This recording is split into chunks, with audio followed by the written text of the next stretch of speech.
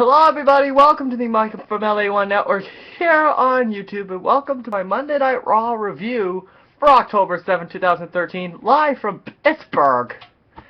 As I just checked my WWE app, telling us next week, we're heading to Randy Orton country. Oh good. The St. Louis, Missouri, home of the St. Louis Blues. But today, we're at the home of the Pittsburgh Penguins. So this Raw definitely was a lot better than Battleground from what I understand, but the first hour and 40 was, well, garbage. Well, some of these things will be out of order, but I will discuss this thing first. Stephanie demanded Big Show to beg. Big Show said no. Big Show said no, and guess what? He lost his job. Yep, he got fired. Figures. And how ironic, he got fired in the same building 1 year ago. So how fitting is that? Next, it was the Miz TV segment. Yeah, the most talk got a jolt of terror where Bray Wyatt, strolling out of the darkness, interrupted Miz TV before it even got going. Plus, the sudden Luke Harper appeared suddenly, sending Miz to a fight or fight mode. And the Oscar managed to get a few shots of Bray before his escape. So it looks like right now it could be Miz versus Bray Wyatt at Hell in a Cell in Miami. But that's too early to project, but that's just me. Next, with the first match of the evening prior to Big Show getting fired, was Damien Sandow versus Dolph Ziggler. And this was a good match. I think the one at Battleground kickoff last night was a little better. So Dolph hit the silencer. Thank you, Billy. Thank you, Billy Gunn. And Dolph Ziggler beat Sandow. Thank you very much. I do not want Sandow winning. Next, it was the Divas match of the evening. It was Alicia Fox, Oksana, and Rosa Mendes. Jeez, we haven't seen her in a while. Versus Natalya, and you will not believe who made a return. Who debuted tonight? JoJo and Eva Marie. So actually, they have Natalya was the best diva out of that side. JoJo and Eva Marie were rookies. In fact, JoJo didn't get even in the match. It was Eva Marie, but Eva Marie, it was just her debut, she could learn, and all that good stuff.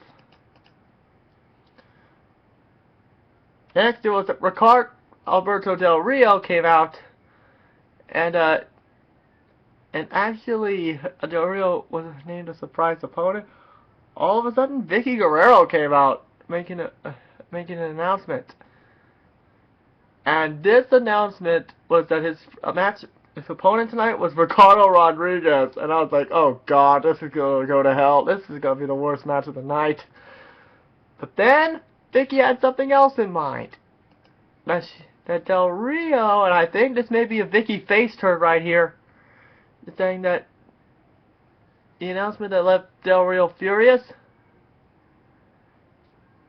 that Del Rio's opponent at Hell in a Cell,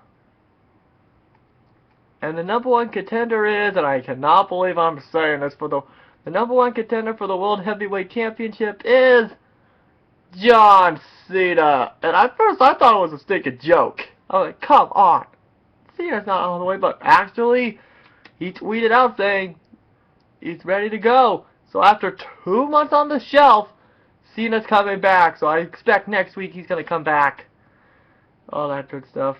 But then, just as when that announcement was made, Ricardo got the roll-up. 1, 2, 3, and Del Rio suffered his humiliating defeat against Ricardo. And actually, Ricardo's celebration was cut short by a beatdown by his former ring announcer, and I was thinking, okay, Rey Mysterio should be coming out. Turns out, nope. Doggone it. Hasn't happened.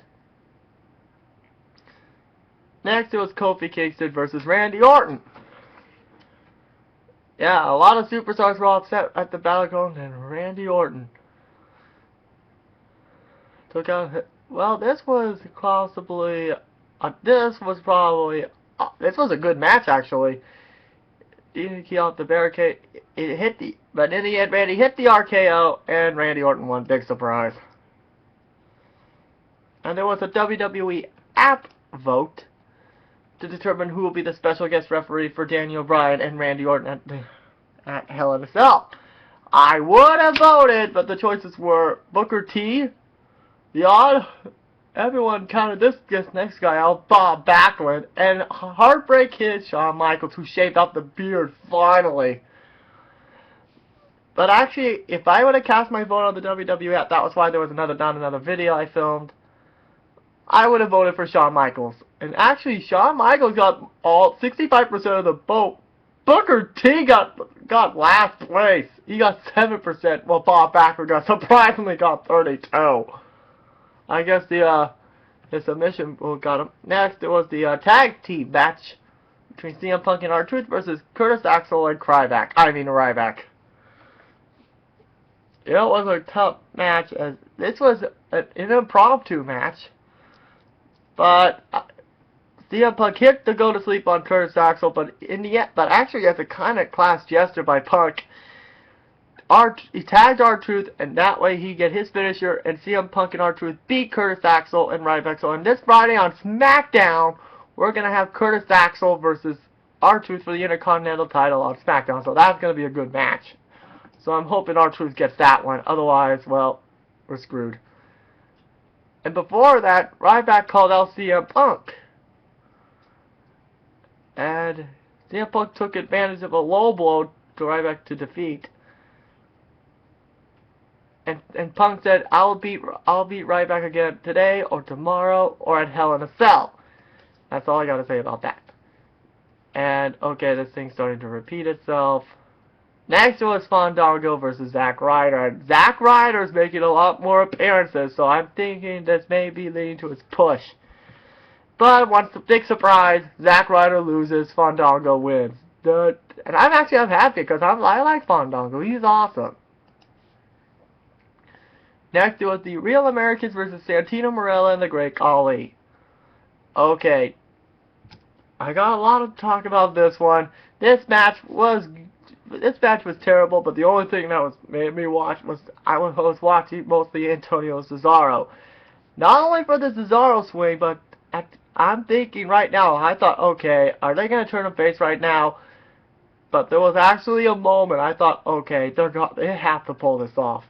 Well, Cesaro did Cesaro thing on Khali again. And I still cannot believe Cesaro does that. So I'm hoping they put that in the game. And this one, so the Great Americans win, but after the match, its demonstration didn't. Hornswoggle nearly suffered the same fate as Khali, although Michael Cole screwed up and called Hornswoggle Dylan. Nice job, Cole. Although Santino saved his buddy, and thus screwing up the plan. And besides, thinking of another face turn, we'll get to that in a minute. We'll get to that soon. We'll get to that. Okay. Okay. Okay, we already got to that.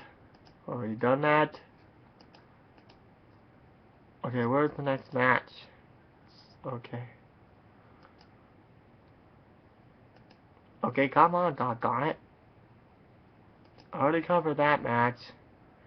Just cover that. Just cover that. Alright, next was the main event. Cody Rhodes, Goldust, and Daniel Bryan versus The Shield. This was a great match, although Goldust got a new Titantron, which was, I thought, long overdue, because many people were complaining on Twitter saying change the Titantron the last time he was there on Twitter. But actually, this was a good match. Although The Shield got disqualified the first time, Triple H was on ringside, by the way. No, and actually, prior to this match, at the end of the Kofi Kingston Randy Orton match, Daniel Bryan came out of the crowd, or wherever he came out, and started an instant brawl, which I was like, yes, that was awesome. Best match of the night was the brawl. But then all of a sudden, we almost had another brawl in the second time. Randy Orton hit the RKO on Daniel Bryan, and The Shield won. So, what's next up for here? So let's see how Raw does on SmackDown let's see how main event, let's see how next week's Raw is going to go. And by the way, a little update on NCAA 14. The game has yet to, the disc has yet to come out of the box, but don't worry, we will get to the decision sometime tonight or Wednesday. Because Tuesday there's not going to be a lot of Disney videos, and plus I may do some more Universe mode for you. So that's all I got to say about that. And right now we are at about, we are literally 9 days away from the strike getting removed. So better get used to the copyright. Well, for that time limit, all I got to say is, suck it. That's it, guys, and I'll see you guys next week for Raw.